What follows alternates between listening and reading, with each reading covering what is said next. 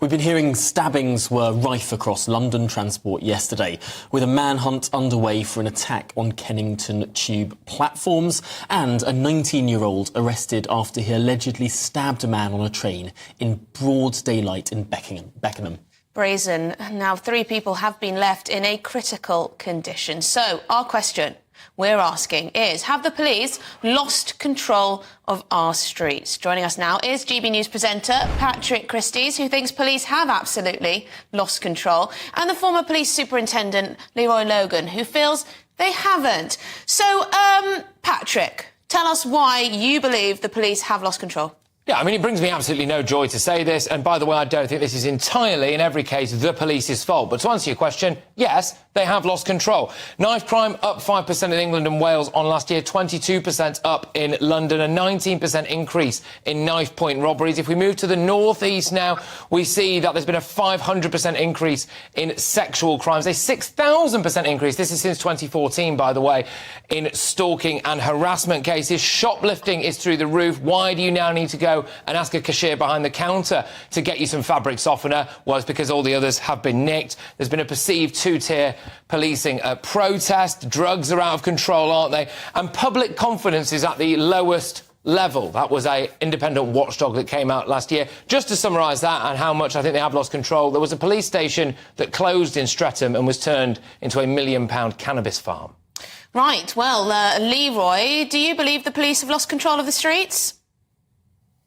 I don't believe they've lost control of the streets, and I don't think it's really reasonable to say that it's out of control. I mean, yes, crime is high, and it's in the wrong direction in many areas, and the police need to get a grip of it.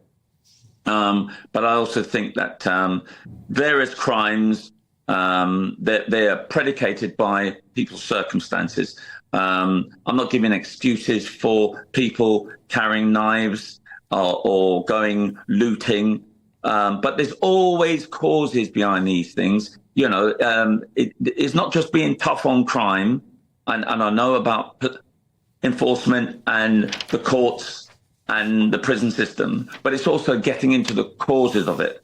We need to have really culturally competent type of policing, knowing where the feuds are happening, who are the problem families going into these conflicts, how people are starting to get together around going into shops and looting and all these sort of things. We need to recognise how social media has contributed to this, and it's got these sort of weird and wonderful collaborations of people coming together and believing they can just storm stores and everything like this. So it's not just about losing control. It's around we collectively as the public trying to support each other so that you don't have people running wild on the streets of London. OK, Leroy, let's pass that back to Patrick now. Patrick, not necessarily all on the police. Yeah. This is a problem with society.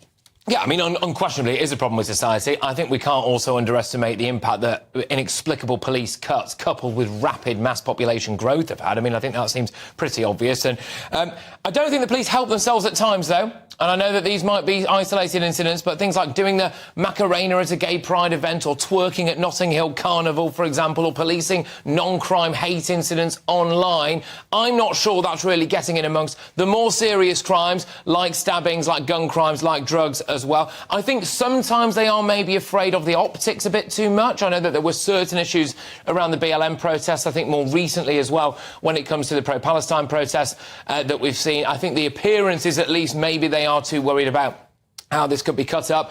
There have also been problems, I think, when it comes to undermining the respect of police officers, not least because they don't appear to always be that good at policing themselves. I could rattle off several examples. Wayne Couzens is probably the most obvious one as well. I think as well they're not always backed up by the higher-ups, are they, when it comes to things? I know firearms officers recently have felt incredibly hard done by and handed in quite a few of their weapons and will not be reapplying for the role. A perception that maybe there is a rush to litigation against their own. Absolutely.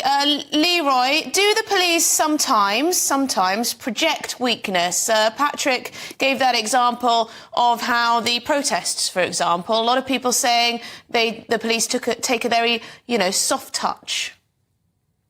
I'll agree that they haven't been consistent around policing a lot of the protests, especially around the issues of Gaza and Israel.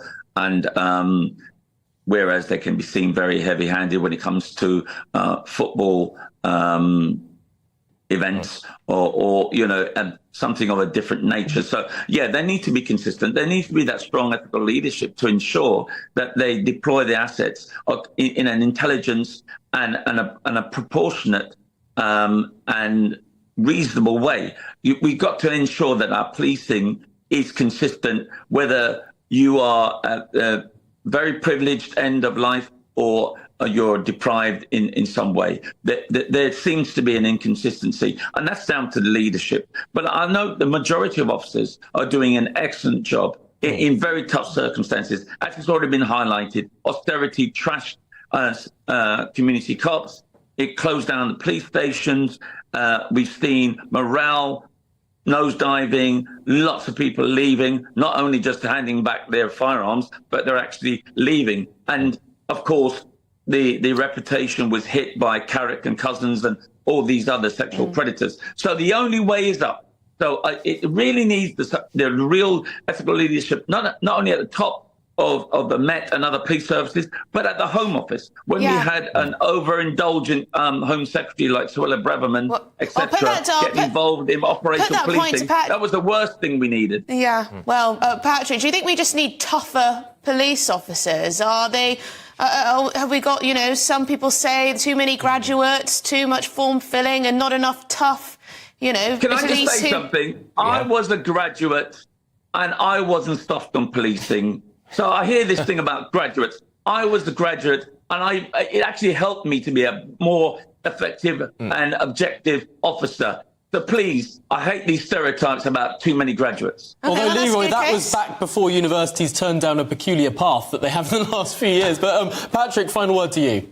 I think that actually there is a serious shout as to whether or not we should be paying police officers more to try to attract better ones and to try to make sure that more people are actually seeing it as a career choice. I do think that is an area to be had as well. I do also actually think that there needs to be an element of personal responsibility. It can't all be down to the police. I don't think a new youth centre would stop people stabbing each other in the streets a lot of the time, for example. I think there has to be a look at the breakdown in maybe the nuclear family as well, but not just police. But yes, I would like to see police officers perhaps a little bit less afraid and get more backing from politicians. There is a perception that perhaps some politicians are very quick to jump on things like whether it's police racism or whether it's police sexism or all of those things, all of which are bad, but I would like to see politicians coming out into bat, going over the top for our police officers more, and our police officers not being afraid to do things like more stop and search. Well, there we go. What a fantastic discussion. Really, really interesting points on either side. Patrick, Leroy, thank you for your time.